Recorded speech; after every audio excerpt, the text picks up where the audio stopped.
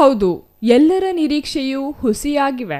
ನಿರಂತರ ಟೆಸ್ಟುಗಳು, ವಿಶೇಷ ತರಗತಿಗಳು, ಪದೇ ಪದೇ ಪರೀಕ್ಷೆಗಳು, ಮೌಲ್ಯಮಾಪನಗಳು, ಒಂದೇ ಎರಡೇ ಶಿಕ್ಷಕರಿಗೆ ವಿಶ್ರಾಂತಿಯೇ ಇಲ್ಲದೆ ದುಡಿದಿರೋ.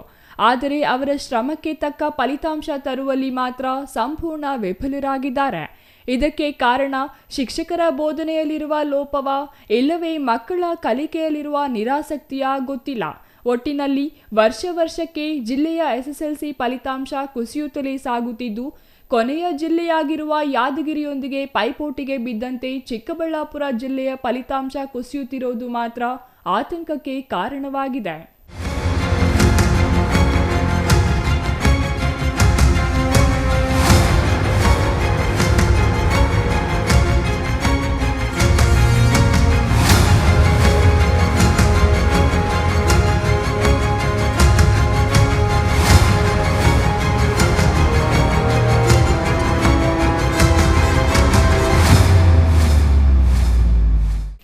ಎರಡ್ 2023ರ SSLC ಫಲಿತಾಂಶದಲ್ಲಿ 5ನೇ ಸ್ಥಾನದಲ್ಲಿದ್ದ ಚಿಕ್ಕಬಳ್ಳಾಪುರ ಜಿಲ್ಲೆ 2024ರಲ್ಲಿ 73.61% ಫಲಿತಾಂಶದೊಂದಿಗೆ ಬರೋಬ್ಬರಿ 18ನೇ ಸ್ಥಾನಕ್ಕೆ ಕುಸಿದಿತ್ತು.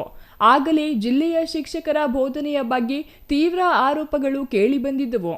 ಆದರೆ ಈ ಬಾರಿ 63.64% ಫಲಿತಾಂಶದೊಂದಿಗೆ 22ನೇ ಸ್ಥಾನಕ್ಕೆ ಚಿಕ್ಕಬಳ್ಳಾಪುರ ಜಿಲ್ಲೆ ಕುಸಿದು ಬಿದ್ದಿದೆ. ಜಿಲ್ಲೆಯಲ್ಲಿ ಫಲಿತಾಂಶ ನಿರಂತರವಾಗಿ ಕುಸಿಯುವ ಮೂಲಕ ಯಾದಗಿರಿ ಜಿಲ್ಲೆಗೆ ಪೈಪೋಟಿ ನೀಡುವ ಸ್ಥಿತಿಯಲ್ಲಿರುವುದು ತೀವ್ರ ಆತಂಕಕ್ಕೆ ಕಾರಣವಾಗಿದೆ. ಚಿಕ್ಕಬಳ್ಳಾಪುರ ಜಿಲ್ಲೆಯಲ್ಲಿ SSLC ಫಲಿತಾಂಶ ಪ್ರಕಟ ಆಗಿದೆ.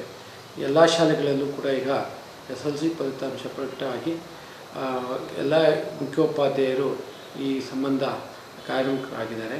ಮತ್ತು ನಮ್ಮಲ್ಲಿ ಸುಮಾರು 22ನೇ ಸ್ಥಾನದಲ್ಲಿ ಈಗ ಚಿಕ್ಕಬಳ್ಳಾಪುರ ಜಿಲ್ಲೆ ರಾಜ್ಯದ ಫಲಿತಾಂಶದಲ್ಲಿ ಫಲಿತಾಂಶವನ್ನು ಪಡೆದುಕೊಂಡಿದೆ. ಈ ವರ್ಷ ವಿವಿಧ ಕಾರ್ಯಕ್ರಮಗಳನ್ನು ಹಾಕಿಕೊಂಡು ಫಲಿತಾಂಶ ಇಂಪ್ರೂವ್ ಮಾಡಲಿಕ್ಕೆ ಎಲ್ಲ ಕ್ಷೇತ್ರ ಶಿಕ್ಷಣಾಧಿಕಾರಿಗಳು, ವಿಷಯ ಪರೀಕ್ಷಕರು ಮಾರ್ಗದರ್ಶನ ನೀಡ್ತಾ ಇದ್ದಾರೆ.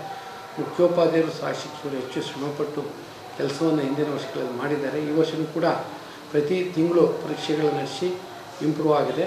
ಈಗ ಒಂದು 2ನೇ ಮತ್ತು 3ನೇ ಪರೀಕ್ಷೆಯಲ್ಲಿ ಪರೀಕ್ಷೆ ತಗೊಳ್ಳಿಕ್ಕೆ ಅವಕಾಶ ಇದೆ. ಸುಮಾರು 5,000 ಮಕ್ಕಳು, ಈಗ 5,400 ಮಕ್ಕಳು ಅದನ್ನು ಅವಕಾಶ ಇದೆ, ಪರೀಕ್ಷೆ ತೆಗೆದುಕೊಳ್ಳಲಿಕ್ಕೆ ಅವಕಾಶ ಇದೆ.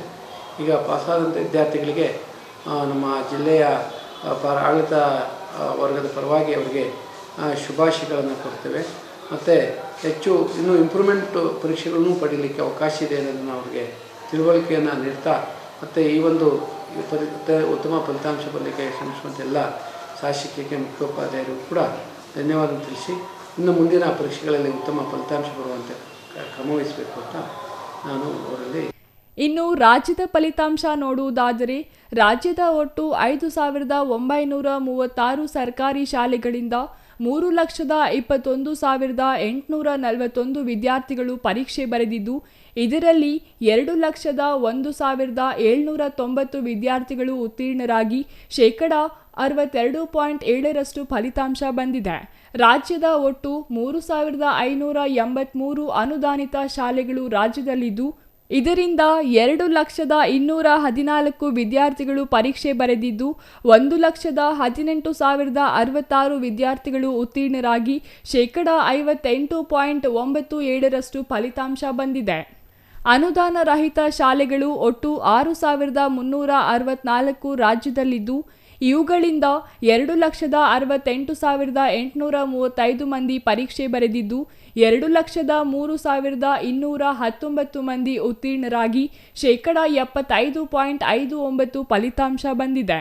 ರಾಜ್ಯದ ಒಟ್ಟು 15,883 ಶಾಲೆಗಳಿಂದ 7,90,890 ವಿದ್ಯಾರ್ಥಿಗಳು ಪರೀಕ್ಷೆ ಬರೆದಿದ್ದು, 5,23,075 ವಿದ್ಯಾರ್ಥಿಗಳು ಉತ್ತೀರ್ಣರಾಗಿ 66.14% ಫಲಿತಾಂಶ ಬಂದಿದೆ.